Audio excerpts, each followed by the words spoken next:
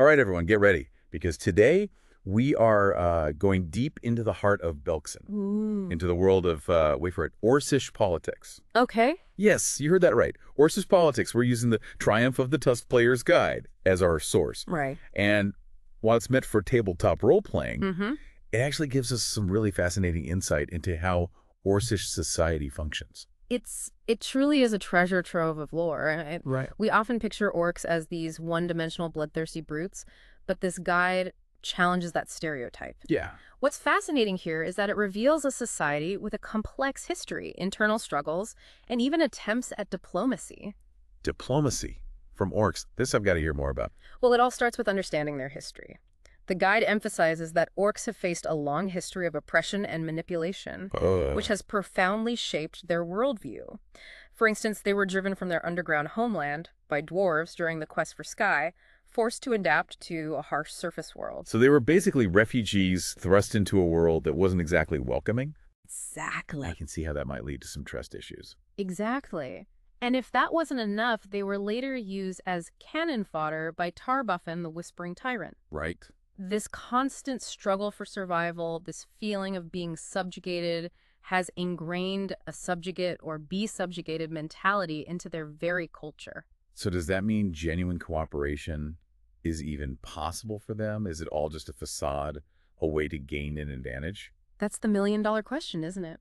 And that brings us to Belkzen, the nation of Orkholds. Okay. It's a land divided into these independent communities, each with its own leader, customs, and goals. Mm-hmm. Some holds are more powerful than others, some are more open to change, Yeah.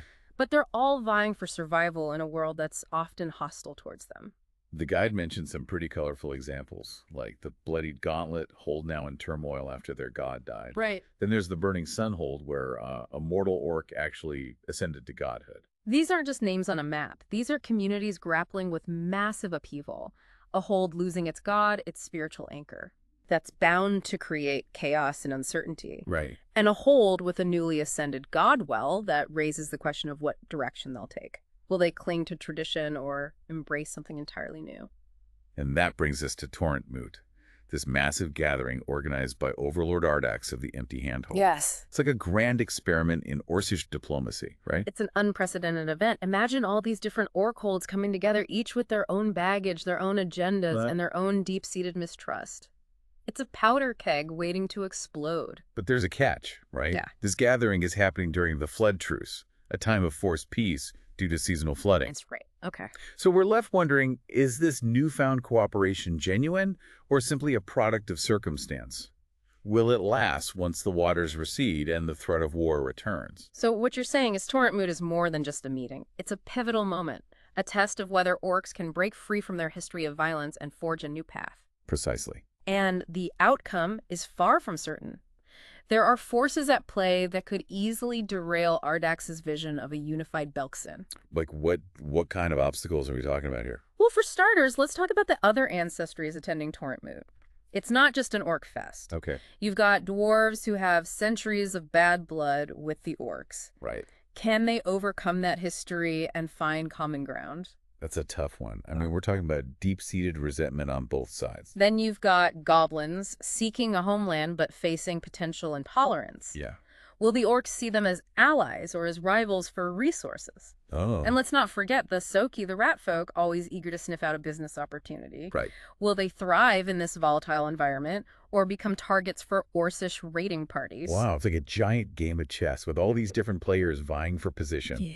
And each move has the potential to upend the entire board. And just when you think it can't get any more complicated, we throw in this mind-blowing fact: Orcish religion is undergoing a massive upheaval. Hold on, what do you mean? Their god of war is dead, replaced by a mortal who ascended to godhood. What? And there are others, new gods, who represent different aspects of Orcish society. Some embracing change, others clinging to tradition. This shift in divine power adds a whole other layer of complexity to the situation. So are you saying that even the gods are in on this Game of Thrones? It certainly seems that way, and it raises a fascinating question. How will this divine shakeup influence the events at Torrent Moot? Will it push the orcs towards unity or further into chaos? This is getting seriously intense. It is. But what does it all mean for our listener? Why should they care about the fate of a bunch of fantasy orcs? It's about more than just orcs. It's about challenging our own assumptions, our own prejudices. We tend to label entire groups as good or bad, civilized or savage, without taking the time to understand their history, their culture, their internal struggles. So are you saying that the orcs in this guide are a reflection of our own world, that we're not so different after all? Perhaps the subjugate or be subjugated mentality, it makes you wonder, do we sometimes do the same thing? Judge entire groups without understanding the forces that have shaped them. That's a really interesting point. It's like this deep dive is forcing us to look in the mirror to question our own biases. And that's just the beginning. As we delve deeper into the world of Torrent Moot, we'll uncover even more fascinating insights, more twists and turns that will challenge our understanding of what it means to be Orcish, and perhaps even what it means to be human. The guide doesn't just tell us about the big picture. It gets into the nitty-gritty of what it would be like to actually be there. It's like stepping into a real-life game of intrigue and diplomacy with the fate of an entire nation hanging in the balance.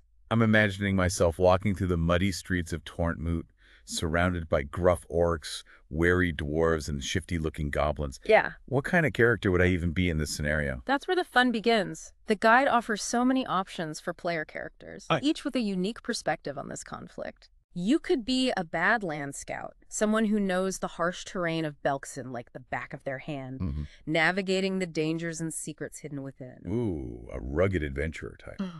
Like it. What else is there? Or maybe you're drawn to unraveling the past. Okay. You could be a Belkzen anthropologist, piecing together the fragmented history of the orcs, trying to understand how they became who they are today. So more of an academic, digging through ruins and deciphering ancient texts. That has its own appeal. There's even the option of being an empty-hand loyalist. Okay. Someone who truly believes in Ardax's vision of a unified and less violent Belkzen. Okay. Imagine the internal conflict, trying to change a culture from within, facing resistance from those who cling to the old ways. Now that's interesting. It's not just about good guys and bad guys. There's a whole spectrum of beliefs and motivations at play here. Yeah. You could have orcs fighting for peace, dwarves who sympathize with their polite goblins who just want a place to call home. It's all about how these individual stories intersect and clash. Precisely. And speaking of clashing, let's not forget about the gods. This shakeup in the Orcish pantheon is a game changer, adding a whole new dimension to the conflict. Yeah, the guide mentions that their god of war is dead, replaced by mortals who ascended to godhood. I'm still trying to wrap my head around that. It's not every day you see gods dying and being replaced. It's almost like a divine Game of Thrones up there. And these new gods, they each represent different aspects of Orcish society. Okay. Take Juka, for instance. Okay. She's a Dromar who ascended after a failed attempt to unite her people against Tar-Baphon. Now she's a goddess of big game hunting, emphasizing teamwork and learning from past mistakes. So she's all about resilience and cooperation, even in the face of defeat. Yes. That's pretty inspiring, actually. Then there's Maja Firehair, an orc who followed the teachings of Sarenrae, but believed redemption must be earned, not given freely. She's become a goddess who rewards those who prove their worth through action. So a bit more of a show don't tell deity. I think it seems like there's a real push towards change within the Orcish pantheon. There is, but it's not without its challenges. You also have Nulgreth, a god who embodies the very stereotype many have of orcs, bloodthirsty and eager for battle. His rise almost feels like a backlash against this newfound focus on peace and cooperation. It's like there's this internal struggle playing out on a cosmic scale. You've got gods of cooperation and redemption on one hand, and a god of pure, unadulterated bloodshed on the other. Talk about a theological dilemma. And then you have gods who push the boundaries of what it means to be an orc. Okay. Like Varge, the god of innovation and technology, but strictly for warfare. Oh, wow. It's like he's saying, yes, we can be clever and strategic, but it's all about dominating our enemy. So a bit of a contradiction there. Yeah. Embracing progress, but only for the sake of war. Exactly. It's a fascinating twist on the traditional image of orcs as purely brute force warriors. It suggests there's room for intellectualism, for a kind of twisted ingenuity within their culture. It's all about how they choose to wield that power. And then there's Wolgren the god who champions firearms and personal craftsmanship. Yes. That's a far cry from The typical image of orcs wielding crude axes and clubs. Right. He's like the ultimate DIY deity, encouraging his followers to build their own weapons, to forge their own path to victory. Wow. There's a sense of pride and craftsmanship and self-reliance that we often overlook when we think about orcs. It's almost like they're trying to redefine themselves, to break free from the stereotypes that have been imposed upon them. Absolutely. And with all these forces at play, Torrent Moot becomes even more significant. It's not just a meeting. It's a microcosm of this larger struggle within Orcish society. Yeah. You have the clashing cultures, the shifting alliances, the upheaval in the heavens. It's like the whole fate of Belkzen hinges on this one event. It does. Will Ardak's vision of a more unified and peaceful nation prevail? Or will the old hatreds and thirst for conquest resurface? And we can't forget the looming threat of Tarbafon's return. This lich who once enslaved the orcs is now a threat to the entire region.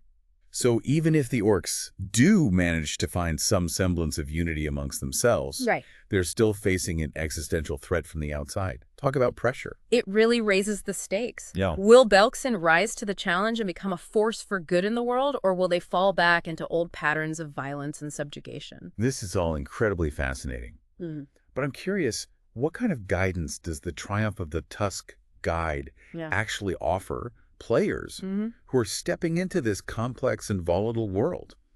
I mean, it's one thing to talk about it. It's another to actually role play it. Well, the guide doesn't hold your hand.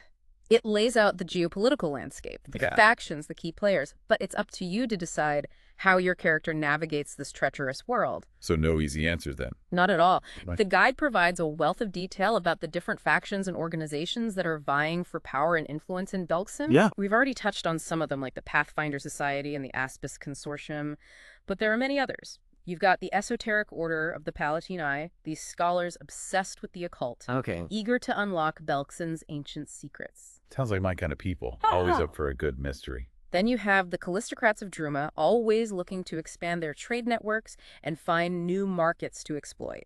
And of course, the Kellid followings, seeking safe passage through Belkzen to reach the path of Agenhai and its lucrative trade routes to Tianxia. So it's not just about the orcs, it's about how their fate is intertwined with all these other factions, with the wider world. Like, Belkzen is this focal point, this crossroads, where all these different interests collide. Exactly. And the guide really emphasizes that each ancestry, each faction brings its own unique perspective and challenges to the table. Like, how would a dwarf even begin to negotiate with an orc, considering their history? That's a great question. The dwarves are going to have to overcome centuries of bad blood if they want to make any progress. They'll need to find a way to appeal to the orcs' sense of honor, or perhaps find common ground in their shared hatred of Tarbafon. And what about the goblins? They're often seen as weak and opportunistic. How do they survive in this cutthroat world? They need to prove their worth, show that they can be valuable allies. Okay. Maybe they offer their cunning, their knowledge of the land, or even their willingness to fight alongside the orcs. But they'll have to tread carefully because one wrong move could easily make them targets. And the Isoki, those clever rat folk, I imagine they're trying to play all sides, right? Most likely. They're merchants at heart, always looking for a way to profit from the situation. But they'll need to be careful not to get caught in the crossfire. Orcish raiding parties aren't known for their subtlety. It's like the guide is giving players all these tools, all these possibilities, and then saying, okay, now go build something amazing. It's a true sandbox experience where the players have the freedom to shape the narrative and determine the fate of an entire nation. That's what makes it so compelling. It's not just about playing a game, it's about exploring a world, Right. understanding its complexities, and then asking yourself, what would I do in this situation? It really makes you realize that there's no single right answer, no predetermined outcome. It all depends on the choices that the players make, the alliances. They forge the risks they're willing to take. And that's what makes this such a compelling deep dive. It's not just about learning about orcs, it's about exploring the nature of conflict and cooperation, of prejudice and understanding. Right. It's about challenging ourselves to see the world from different perspectives, even those we might initially find unsympathetic. Speaking of challenges, the guide also delves into the specific skills and abilities that player characters will need to survive in Belkzen. It's not just about brute strength, right? Definitely not.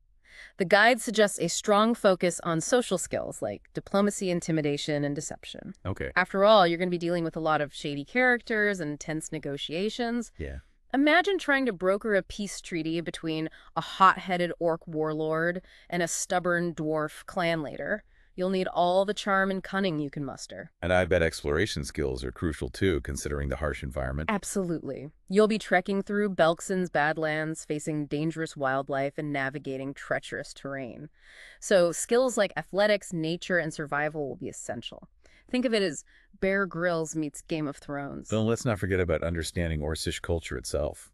You can't just waltz into Torrentmoot without knowing the customs, the beliefs, the power dynamics at play. That's where knowledge skills like religion and society come in, especially those focused on Belkson and the Orc Pantheon. You need to know who's who, what they stand for, and where their loyalties lie. The guide even suggests specific feats that characters can take, like Charming Liar, for those who want to master the art of deception and lie to me, for those who want to see through the facade of others. It's like they're giving players a whole toolkit for navigating this social and political minefield. Because in Belkson, words can be just as powerful as weapons. This is all incredibly thought-provoking, but I keep coming back to this idea of Torrentmoot as a turning point, this pivotal moment in Orcish history. It feels like there's so much potential, so much at stake. The guide does a brilliant job of setting the stage, of laying out the conflicts and the possibilities. But ultimately, it leaves the outcome open-ended. It's up to the players and their imaginations to decide what happens next. So no spoilers then. No hints about what the creators had in mind. That's the beauty of it.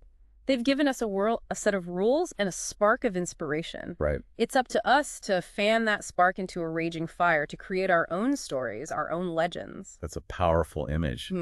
So what does this all mean for our listener who might not be a tabletop gamer? Yeah. What can they take away from this deep dive into the world of Orcish politics? It's a reminder that history is never truly set in stone. It's constantly being shaped and reshaped by the actions of individuals, both great and small. Even in a fantasy world populated by orcs and goblins and dwarves, we can find reflections of our own reality. We see the same struggles for power, the same clash of cultures, the same potential for both good and evil. And most importantly, it reminds us that even those we perceive as different as other have their own complex stories, their own hopes and dreams, their own struggles for survival. So the next time you encounter an orc in your favorite fantasy story, or even in your own imagination, remember this deep dive. Remember that there's more to them than meets the eye. Remember that their story, just like ours, is still being written. And who knows, maybe you'll even be inspired to pick up a set of dice and create your own adventures in the world of Belkson. Well, that about wraps up our deep dive into Orcish politics in the Triumph of the Tusk Players Guide. It's been a fascinating journey, and we hope you've enjoyed it as much as we have. Absolutely. Thanks for listening.